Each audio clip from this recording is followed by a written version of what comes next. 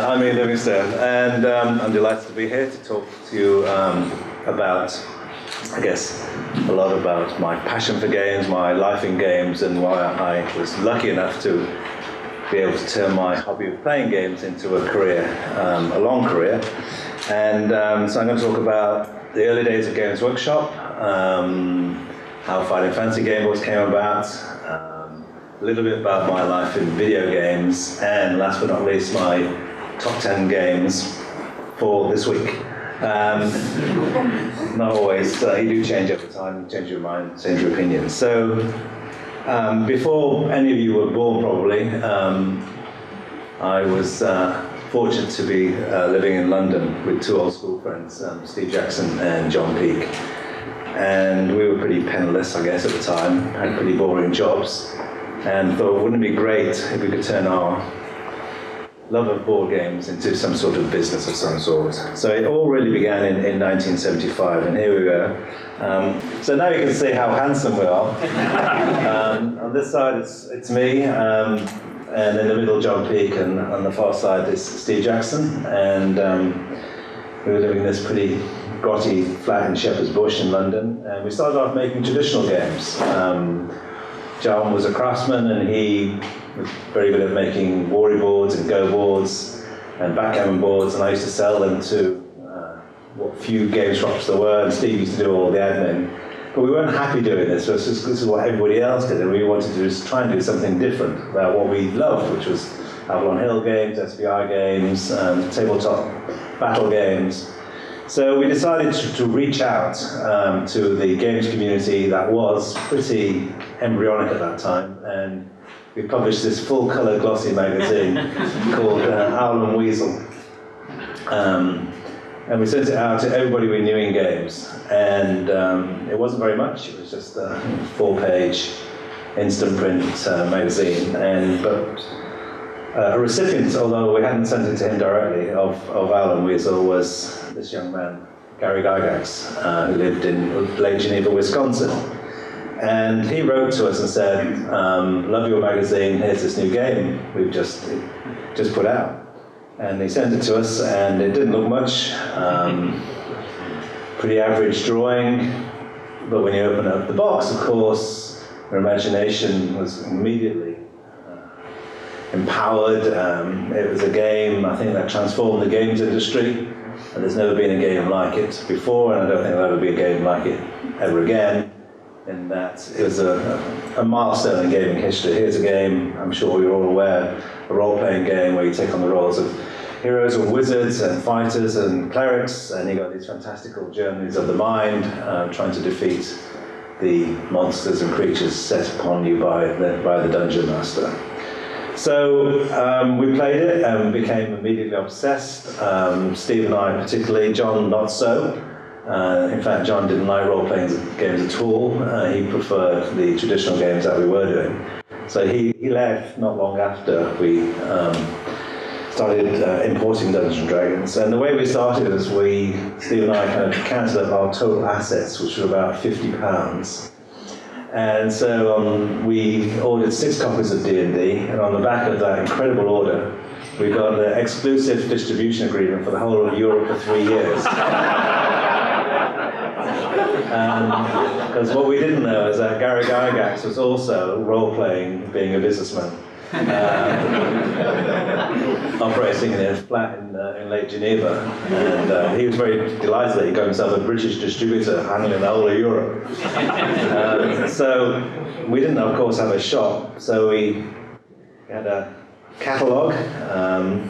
Again, didn't look very much, and this was my very first dungeon, designed in 1970 something or other, and we dedicated the whole of issue 6 of Owl and Weasel to Dungeons and Dragons. I think that's kind of what got everything rolling. This was July 1975, and we were operating out of a top floor flat in Shepherd's Bush. People of course thought it was a shop, quite reasonably, because they did have the word shop in the name of the company. But so we used to see people milling around on the street outside looking for this shop, and we used to open the windows, looking for workshop up here, mate. Up here. So So the landlord wasn't particularly amused by this, and he used to get very irritated that there was people arriving, parcels arriving, and he didn't think we should be using his flat for a business. We organised a games day in December 1975, which was incredible that so many people turned up and started enjoying role-playing games. And we decided to go over to see Gary Gygax in 1976. So this is Steve and I at Gen Con in 1976. On this side nearest me is, in order, Fritz Lieber, science fiction author. Next to him is Gary Gygax, the inventor of D&D. Next to him is Professor Barker, who invented Empire of the Purple Throne. Me holding the boxes. Next to me is Rob Coons, who wrote a lot of the D&D manuals, and Steve smirking at the front. It was amazing to spend time with these guys, and we signed up all the fledgling role-playing games companies as well. So this is the dinner we had. You can just see Steve somewhere over there, and me looking a bit gloomy, and Gary Gygax at the end. We also got to meet Miss Wisconsin, 1976. I don't know what she's doing today, but I'm having a fantastic time at the NEC. And we came back and started selling D&D and other imported games at little trade shows around the country, just trying to make it up as we went along. And of course, back in those days, there was no mobile phones, obviously. We didn't even have a phone in our apartment, but there was a phone on the ground floor, which we shared with Paddy, our landlord. And over time, as he got more and more irritated about people and parcels arriving, and always the phone would ring for us, it'd be another telephone sale for Dungeons and Dragons. The phone would ring, Steve and I got quicker and quicker at running down the stairs, but never quick enough. Paddy was always there first. Hello. You want Games Workshop today? Mm-hmm. Go to hell. And he used to hang up on most of our people, and he taught us the value of public relations, I think. But it was quite good fun. Eventually, he kicked us out of the flat, and you can't blame him for that. So we ended up living in Steve's Van Morrison, which looked very similar to that, with the same sort of front garden. And the reason we had to live in a van because we'd gone to the bank manager to try and get some money to expand this growing mail order business. And you go to a bank manager and say, "You've got this great game, it's a role-playing game. You kill monsters and find treasure, and you've got these fantastic jewels of mind, and you're heroes and wizards and all these things." And the bank manager looks at you rather like a dog watching television, and has absolutely no understanding of what role-playing games are, or any kind of games, or any sort of creative industries, or it wasn't digital entertainment then, analog entertainment. So we had to live in the van for a period of three or 4 months because we had to have an office, and this was our office, just Steve and I here with our early D&D stuff, and we lived this very triangular life. Short, we used to park the van outside the office, which luckily was also next door to a squash club. So out of the van in the mornings, the squash club for a shave and a shower, etc. Got really good at squash by default, and then into our little mail order business. But we were living the dream. So anyone says when they started their own business, it must have been terrible. It wasn't. We loved every minute of it, even though it was probably stinky and horrible. We were forging our own destiny, and these were very exciting times. It was pioneering days. And we probably made loads of mistakes, but we learned from those mistakes, and we weren't punished for making those mistakes. And it was happy days. So we decided to up our game, abandoned Owl & Weasel after 25 issues. Thought it was time to go a little bit more professional. So we launched White Dwarf 1 in June 1977. Now I don't know if anyone subscribes to White Dwarf, but they quite recently talked about the 40th anniversary. They said that it was in May, and I can quite categorically assure you it was actually in June 77, so they were out by a month, but let's not be too pedantic about it. So White Dwarf 1 came out, delighted they sold out, and that kind of really helped us move the bar a bit on being seen a bit more professional. It was the early poster we did for White Dwarf back in those days. And we opened our very first shop in Dowling Road in Hammersmith, largely because we couldn't get other retailers to stock D&D. They couldn't understand all the peripherals around it, the magazines, the miniatures, dungeon floor plans, whatever.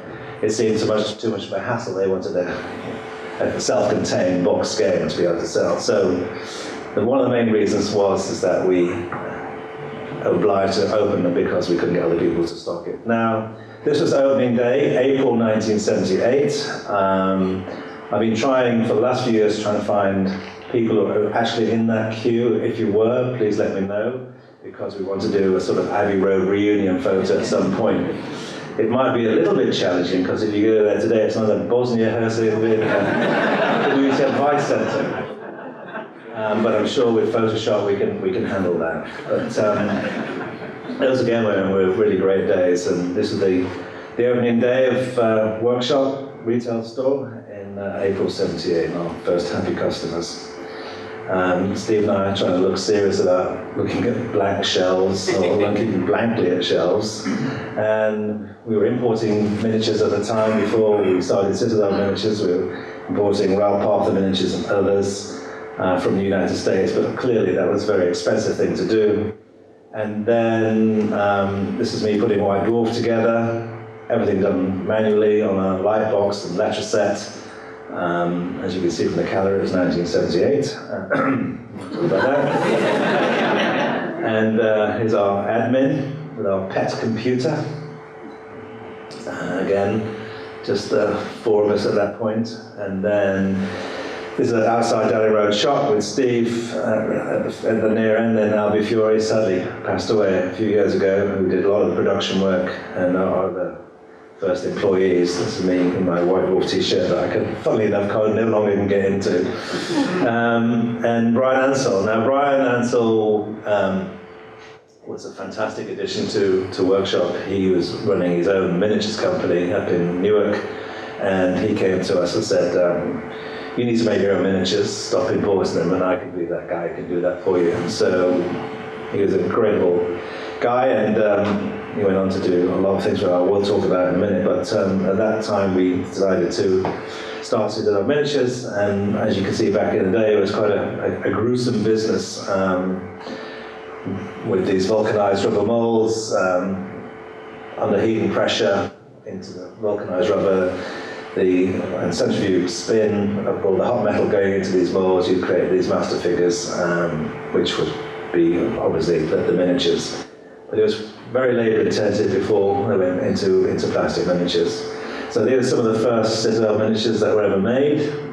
This is from the Fiend Factory range and Fancy Adventurers range. Just a simple plastic bag with a header card. This is Citadel as it got a bit older, and some of the miniatures. And another great thing that Brian did was to really institute Warhammer. Now, right at the beginning of the talk, we had a 3-year exclusive distribution agreement for Dungeons & Dragons. At the end of that period, Gary Gygax said, let's put TSR, his company, and Games Workshop together and create this sort of global role-playing entity. And Steve and I were very violently opposed to that. You know, independent Brit mentality, didn't want to do it, so we said no. Of course, at that point, we'd lost exclusive distribution for Dungeons & Dragons, and we suddenly had a bit of a predicament. Although we were still the largest distributor, it was no longer ours to be exclusive on. So it was when Brian said, well, no problem, we'll create our own system. And so he and Richard Halliwell and Rick Priestley got together and designed Warhammer. And of course, the whole value of Games Workshop over years became attributed directly to the intellectual property in Warhammer. And when I talk to video game startups and the like, and anyone starts with their own company, if you want to build real value in your company, make sure you own your own IP. Not only do you get the revenues from publishing your own IP forever, as long as it's successful, you get all the other incremental revenues from licensing and merchandising. So if you want to determine your own destiny, make sure you hang on to your own IP, and hopefully it will be benefit over time. So Warhammer took off pretty quickly. We opened more retail shops at the time, still with the old logo. And I don't say, again, that we were particularly good at retail. Anything we got, we just shoved it in the window and hoped for the best. As you can see, this sort of very uncluttered window, I think this was in the Birmingham store, and our highly fashionable sales staff at the time. But again, it was doing well because we didn't really have much competition, so we could afford to make mistakes. If anyone's wondering how and where the present logo came from, it was actually from the bag, of the carrier bag that we used for our first 3 shops. It was actually designed by Ian McCaig, who I later used for some 4 of my Fighting Fantasy gamebook covers. And of course, Ian McCaig now works in Hollywood, and he created Darth Maul for George Lucas. So from creating a carrier bag for Games Workshop, we went on to create Darth Maul, so it's quite a journey for Ian McCaig. So we started to implement the new logo. Role-playing businessman trying to sell D&D at trade shows, and then we wanted to expand our range of board games as well. Had a success with quite a few of those, Apocalypse and Doctor Who in particular. We created our own advertising and marketing around those games, and we wanted to sign up new games. This photo shows us playtesting Talisman. I'm at the front here in the green shirt, and opposite me in the far corner is Bob Harris, the inventor of Talisman. So this is how he came to us with his paperboard, and how we got very enthusiastic, and Talisman of course became a huge successful workshop, and he was the first ones off the press. Other board games we put out, Steve's Warfighter marketing board game, more shops with Brian at the helm. Warhammer 40k came along, of course.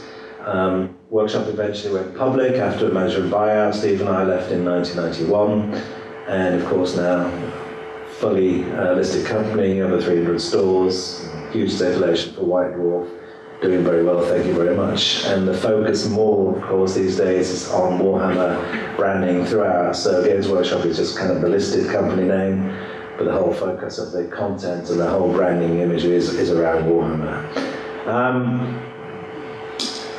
As I said earlier, we started organising Games Days back in '75, and the one in 1980 was of particular importance to Steve and I, because we had 5,000 people playing D&D and other role-playing games.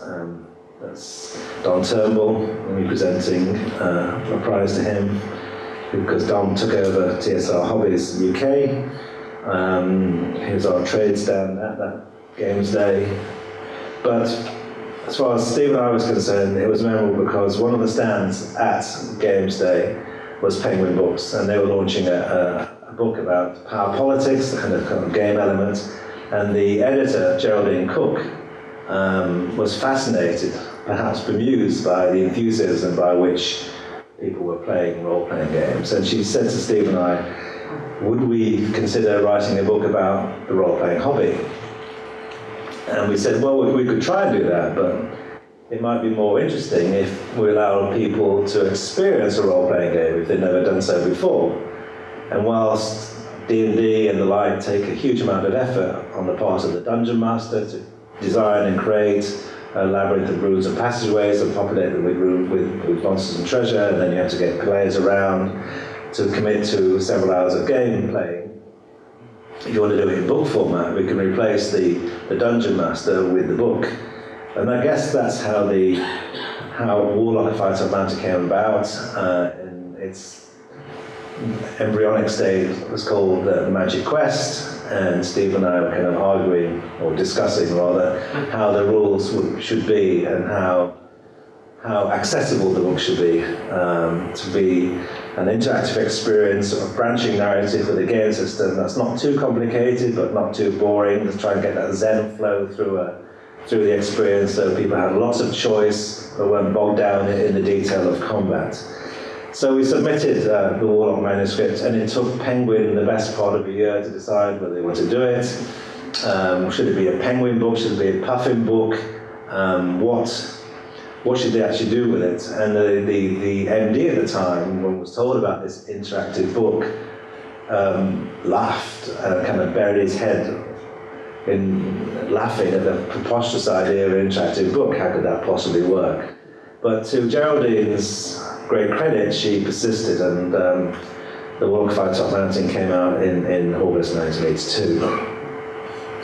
And of course, it was very important that we had artists, and we managed to convince Penguin to use the artists we've been using at workshop. And for those who don't know about Final Fantasy game books, these were books in which you, the reader, were the hero. They kind of empowered the reader to take charge of the experience. The books were broken up into 400 numbered paragraphs, which you read sequentially, made no sense whatsoever. But if you went on making decisions simplistically, turning left or right, and if you find a key in one room, you'd be able to open a room further on in the corridor, they became compelling because it was something about you, the reader, taking control rather than reading passively about somebody else's adventures. So they were pretty misunderstood by Puffin on launch. The sales staff didn't know anything about it. They only printed a very small number. They didn't really know what to do with it. But fortunately, the power of the viral spread at the time was the power of the playground, and in pockets of schools around the country, they started to take hold, and we were writing about them, of course, in White Dwarf magazine. And people subsequently saw things like the gamification of literature, and it was the analog hypertext, all these things. But the simple matter was these were games were thrilling because when you're given control, it becomes a lot more compelling experience. Interactivity, as we all know today through video games and the multiple numbers of role-playing games, is a fantastic experience because you're given control rather than being a passive experience. So Forest of Doom came out, and Steve's Citadel of Chaos, City of Thieves, Death Trap, House of Hell, and others. And they all had their own huge following. Steve branched out a little with Sorcery, which has an incredible success recently on the App Store, thanks to Inkle, the developers. And there's a huge amount of numbers were written back in the day. Steve and I couldn't keep up with the demand. Penguin wanted more and more and more. We physically couldn't write enough. We were running Games Workshop during the day and writing back to our now respective homes. We actually got out of the van and were writing books until like 2 o'clock in the morning, and it was quite tough. And that's how the Present series came about. And we had some fantastic authors like John Green and others who were writing fantastic stories under the Present series. We managed to convince Penguin to use our artists because we felt we knew what 11 and 12-year-old children would like to see, that they weren't scared by these very powerful images, because Puffin were very protective. They were concerned that children would get scared by these things. Of course they wouldn't. They get excited. Their imagination would be excited. Whereas Puffin wanted covers with toadstools and little gnomes sitting on top and butterflies and we just wanted covers that threatened to rip the faces off the readers, and we actually won that argument, and we managed to convince most of the foreign editions to use our art as well. So this is the covers from Final Fantasy was published in over 30-odd languages, but mostly used our art, and Ian McKay, as I said, went on to design. Darth Maul also did the blood piece for Death Trap Dungeon. Sometimes some countries would say they know better, that they know their market better, and they should be allowed to use their artists for their covers. And occasionally we gave way. So I'm just going to show you the Japanese cover of Death Trap Dungeon. Clearly their market better than we do, so not much more I can say about it. So we were very proud of Final Fantasy. This was taken in '82 at Penguin's offices, and we were delighted that over time 20 million copies have been sold in 35 languages. You'd think society would think that was a good thing. Getting kids reading, that's pretty good, isn't it? But no, of course. The word game was attached to this book, therefore it had to be a bad experience for kids. I remember being on Saturday's Superstore, and I had number 1, 2, and 3 in the bestsellers list, and And John Craven said, when was I going to write a proper book? And I said, well, children are reading. And I said, he just couldn't get his head around the fact that actually loving to learn to read was actually a good thing, no matter what the story was. And on the excessive front, the Evangelical Alliance published an 8-page warning guide saying that because children were interacting with ghouls and demons, they're obviously going to get possessed by the devil. A woman in deepest suburbia phoned in her local radio station and said that having read one of my books, a child levitated. So the kids are thinking, £1.25? I can fly? Well, have some of that, yeah, definitely brilliant. The local vicar threatened to chain himself to the railings of penguin books until they were banned. Of course, fantastic PR, brilliant. Funny but sad, articles were also written about fighting fantasy. This one saying children actually participate through their imaginations. God forbid they did that, eh? That's terrible. What a threat to society that you actually can dream and imagine things. There was a petition signed by lots of people, worried parents, who sent in a petition to Penguin Books to send me a copy. I have their addresses. One day, I'm going to come knocking at their door. It was bizarre. This was March 1985. So fast forward to 2007, Steve and I celebrating the 25th anniversary of Fighting Fantasy, and it's a signing we did at Forbidden Planet. 30th anniversary was 2012. I wrote a new book for that, Blood of the Zombies. A great quote here. Blood of the Zombies is awesome. My friend Shane doesn't like it, but that's because it's really hard and Shane is done. 10 out of 10. Brilliant. And of course, 2017 is the 35th anniversary. And a lot is happening, I'm delighted to say, around the 35th anniversary. A comic was launched a week ago based on Freeway Fighter. I don't know if you've seen that, but it's got 7 alternative covers. Been very successful so far. Next issue is coming out very soon.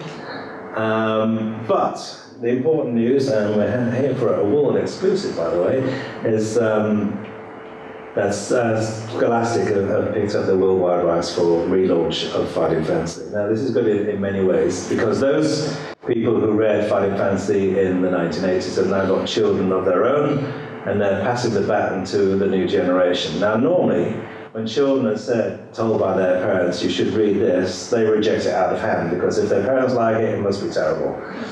But I'm delighted to say that in the case of Fighting Fantasy, children are actually enjoying it, because they're enjoying the same interactive experience of taking control and being in control of their own destiny in the same ways as children did in the 80s. And for that, I'm delighted that we've survived the test of time with Fighting Fantasy. So this is a new map, just had illustrated by Leo Hartis, and there's a couple of new places on there because I've written a new book to celebrate the 35th anniversary.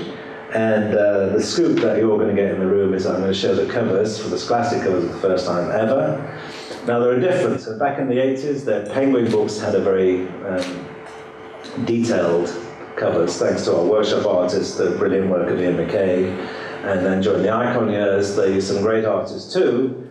But Scholastic research has determined them to aim purely at today's youth.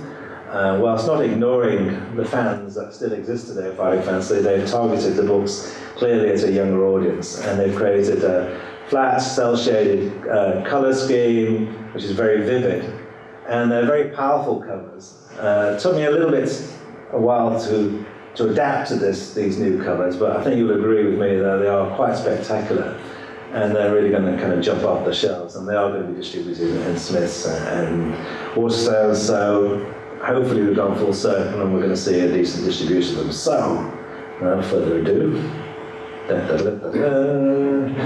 Scholastic announces Fighting Fantasy, and here is the cover of War Fighter Mountain. All right, hands up who likes it. Brilliant. Anyone not like it?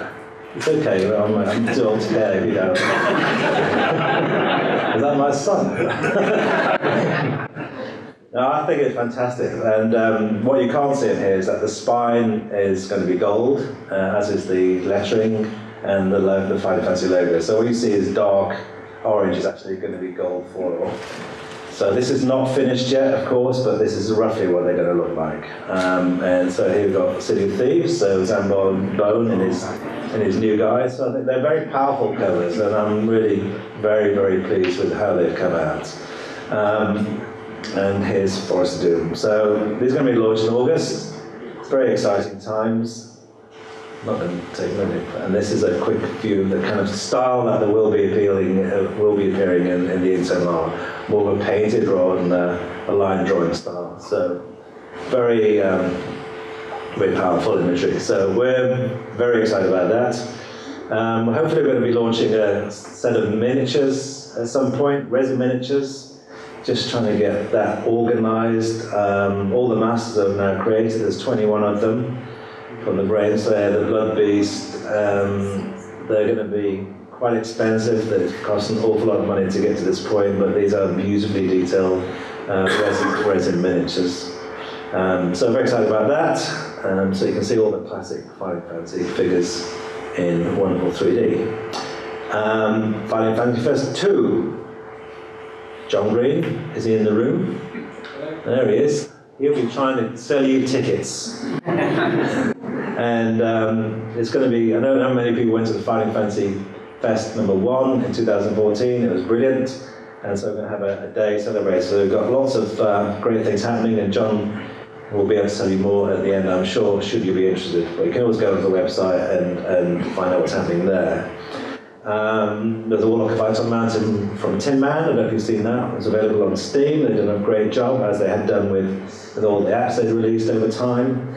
And the new announcement, although you might have seen it recently, is that Nomad Games are doing a fantastic kind of top-down look at exploring the whole of the Lancia. And this is going to be a card collecting game, basically, and you convert your cards in a sort of gacha style to upgrade the dice to allow you to go further into the dungeon. So you get to explore in modular form Port Blacksand, and then go to Firetop Mountain, and then the Citadel of Chaos. I'm going to show you a short video of what it's going to be like, and we've also got Carl Jackson here from Nomad, who will be more than willing to answer any questions during our Q&A at the end here about anything questions you might have about Fighting Fantasy Legends, which will be again available on Steam and also on mobile.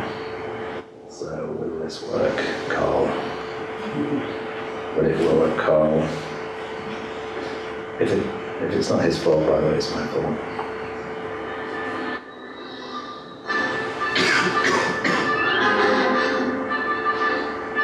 I didn't forget to ask the organiser if we had sound. Could all sing along to this. Do we have sound? Because I've got more videos. I can try and sound it. Thank you. Do you want to talk over this, Carl? I could come along to the music. I can't hear that. Yeah, so this is Fighting Fantasy Legends coming out on Steam, iOS and Android at the end of July. As you can see, you go through elements of the 3 books, Warlock of Iron Mountain, City of Thieves and Citadel of Chaos. Top-down view, role-play game. You can upgrade dice, you can collect cards, solve the puzzles. Looks great. It doesn't make you fly, unfortunately. That you know. We'll play about 100 hours. Right, we're just going to have to move this laptop over a little bit.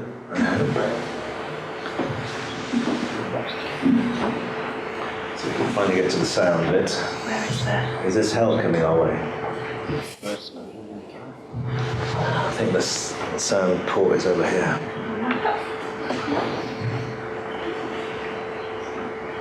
Here. I have light. Where are we? We're here. Oh no. Play musical chairs.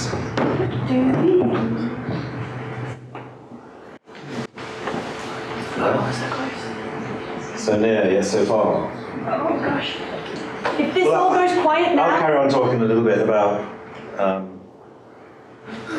about my life in video games, very briefly. I'm not going to talk much about that because I'm going to talk about my top 10 games before we run out of time. Where are we? Right. I got into video games in the 80s. I designed a game called Eureka for a startup company called Domark. Domark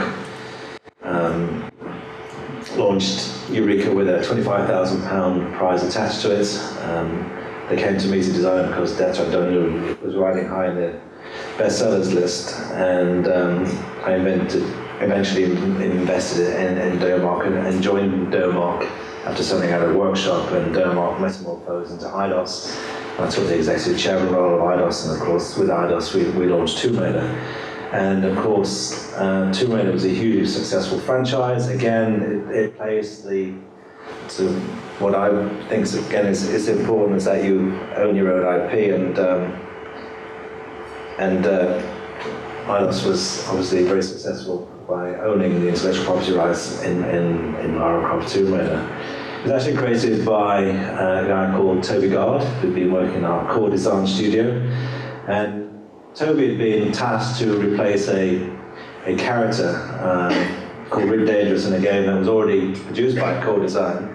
But as this new game was going to be on PlayStation, and the whole game industry was upping its game on getting copyright in order, he thought it might be an idea to change the character of Rick Dangerous because he had a certain similarity to a film star character whose name I've forgotten. And so everyone thought Toby was going to create another male character.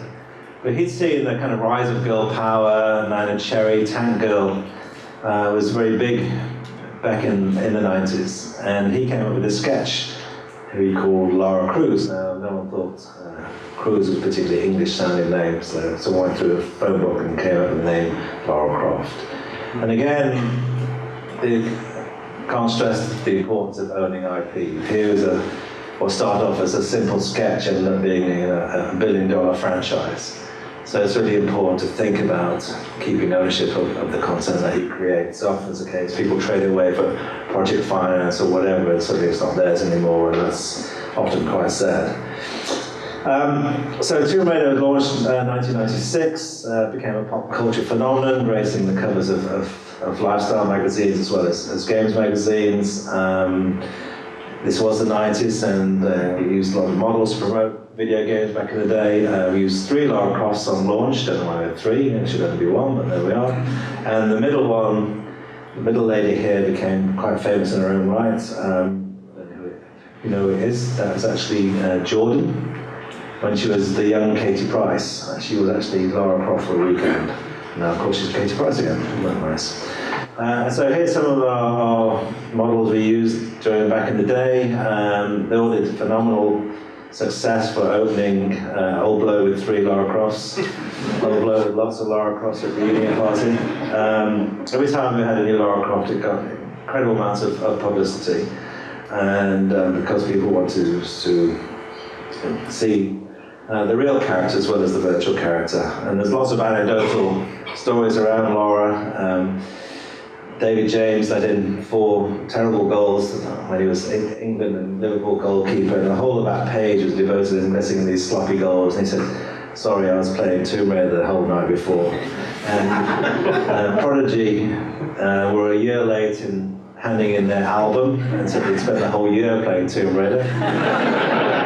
And again, the power of a brand is so important. It's great that video games are having a kind of big cultural impact and economic impact beyond the games industry. So all these companies, big in their own rights, actually use Lara Croft to increase the revenues of their brands. And I'm going to show you a couple of ads just for memory lane's sake. Lucozade changed the name of the Lucozade to Larazade for 3 months, and they had 11% spike in revenues during that time when they used Lara. Now, my videos aren't working.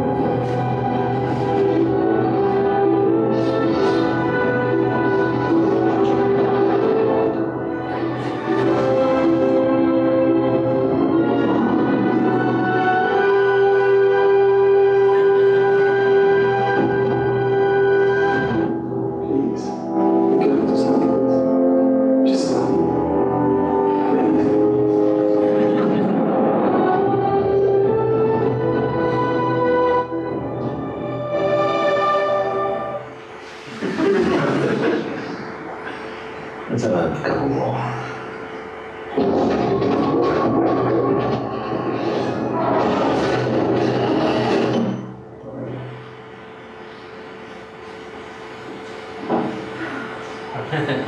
Oh, look at that.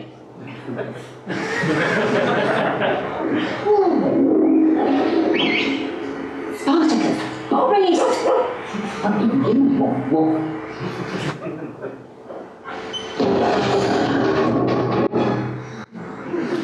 And the French would say cards.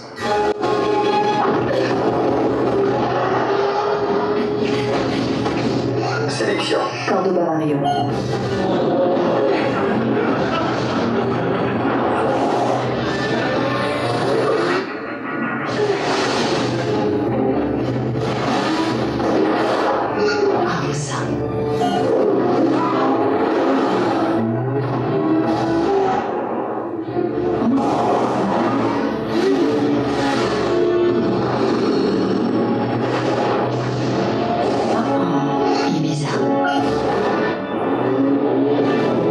Sauvegardez maintenant. Non. Sûr. Oui.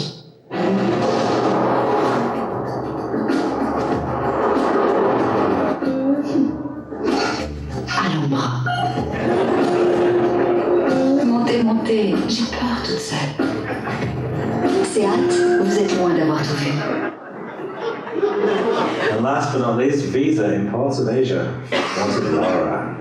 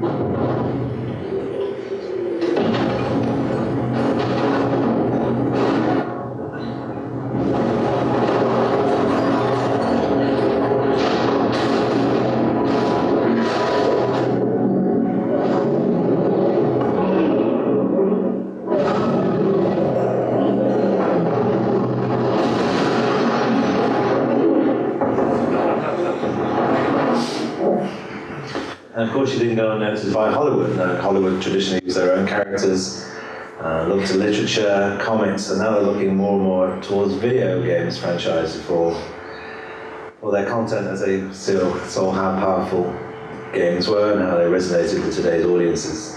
And we licensed Tomb Raider to Paramount Pictures through their producers, Larry Gordon and Associates, and we were able to get a veto over an executive producer over the veto of the cast and over the script, and when they said they'd like Angelina Jolie to play the role of Lara Croft, we said that's absolutely fine with us, no problem whatsoever.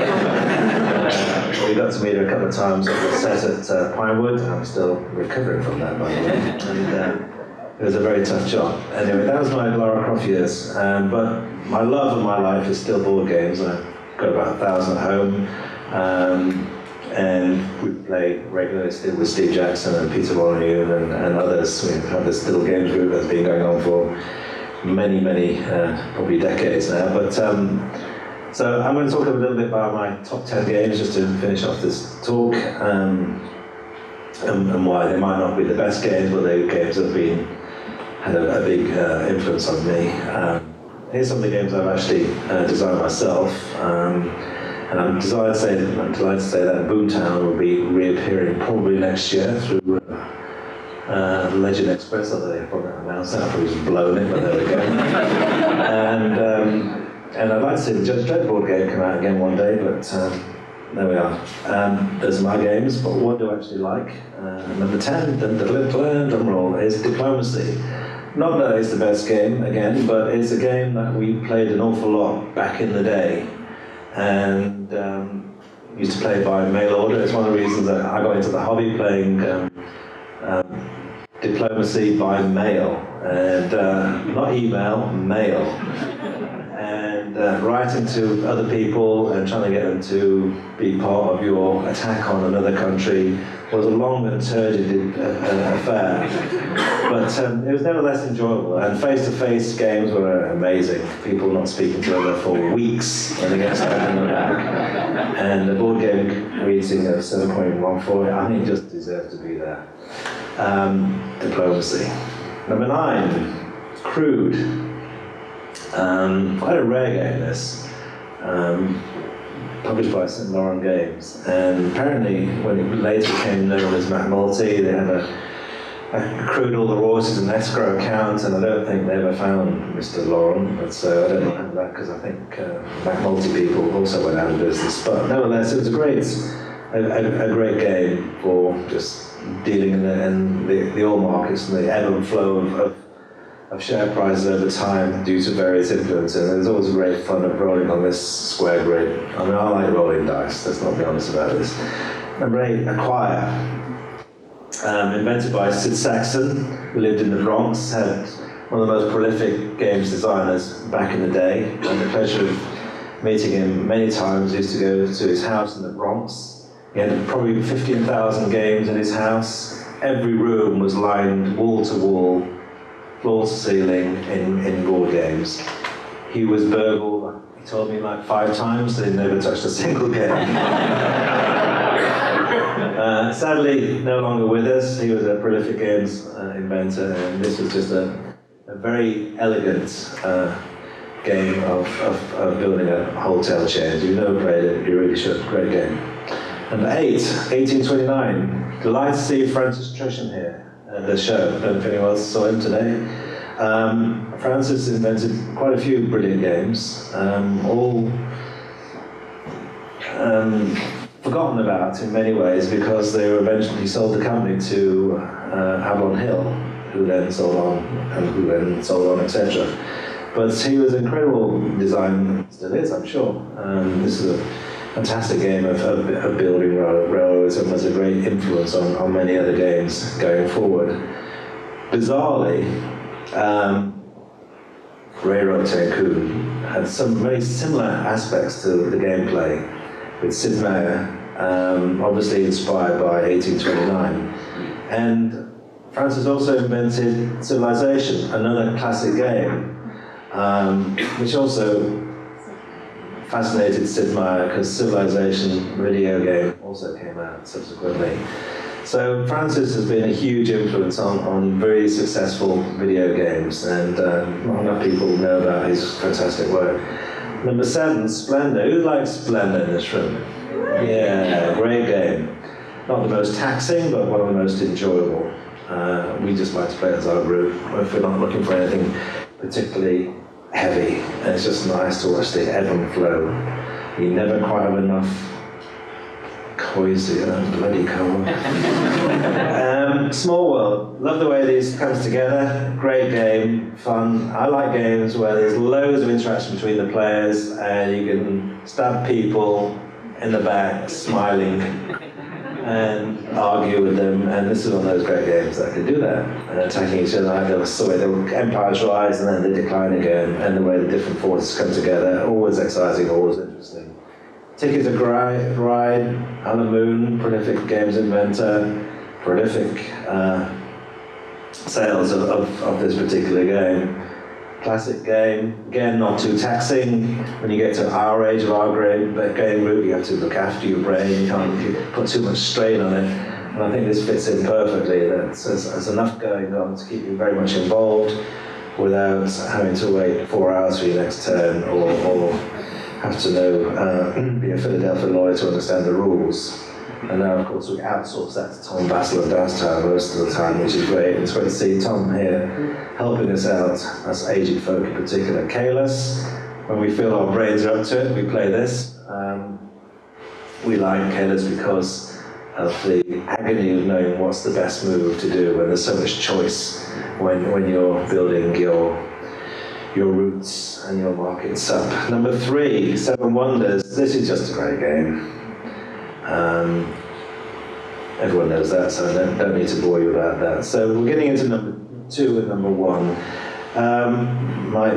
Not sure if it'll be a surprise or not, but the Warlord, the red box version, was invented by Mike Hayes, who was a professor at Sheffield University. And this was a big influence on Steve in particular and myself, is that Steve Jackson used to be run the Games Society at Keele University, and he got hold of a handmade copy of the Warlord back in the day. And I played his copy and was incredibly impressed by the way it works. I mean, it looks like Risk, but the combat system is amazing, that you don't just pick up a handful of dice and hope for the best as you hurl them across the table. You have to try and outguess what you think the person's going to attack you with. And if you guess or manage to estimate what they're going to attack you with, that they lose all those. And everybody, it's one of those cases that he knows that I know, that he knows that I know games, and it's just wonderful. And it's not got a board game peak rating, but we give it 9.99. We published a cut down version as Apocalypse for Workshop back in the day, so if you can get Apocalypse on eBay, definitely worthwhile. But last but not least, we have to give number 1 to there's Steve when he got his own copy of Warlord in Essen, because he never kept his copy. I kept my copy. He didn't, but now he's got his, so he's happy. I can't tease him anymore. But number 1 has to be for us Dungeons and Dragons. Gary Gygax, Dave Arnson, sadly no longer with us. It's just a milestone in games history, as I said right at the beginning. Everybody in this room probably owes a debt to these guys. Steve Jackson and myself in particular. It's a game that really made us what we are today and what we've done today. And as I said, it didn't look much, but it opened up imagination like no other game has ever done or ever will. Design a game kit, the ultimate role-playing experience. The last time I saw Gary was in 1997 in Chicago. It was a sad day when he passed away. I wrote an obituary in the Independent, and so we all owe him a great debt. Sad. So for that very reason, not that he's dead, but what a great game it is Dungeons & Dragons number 1. I guess that's about it for me. We've got some time for questions. I'm also doing a signing if anyone's got some Final Fantasy books they want to have signed tomorrow, or we've got a couple on sale on the stand. It'll be 1 o'clock tomorrow. So thank you very much.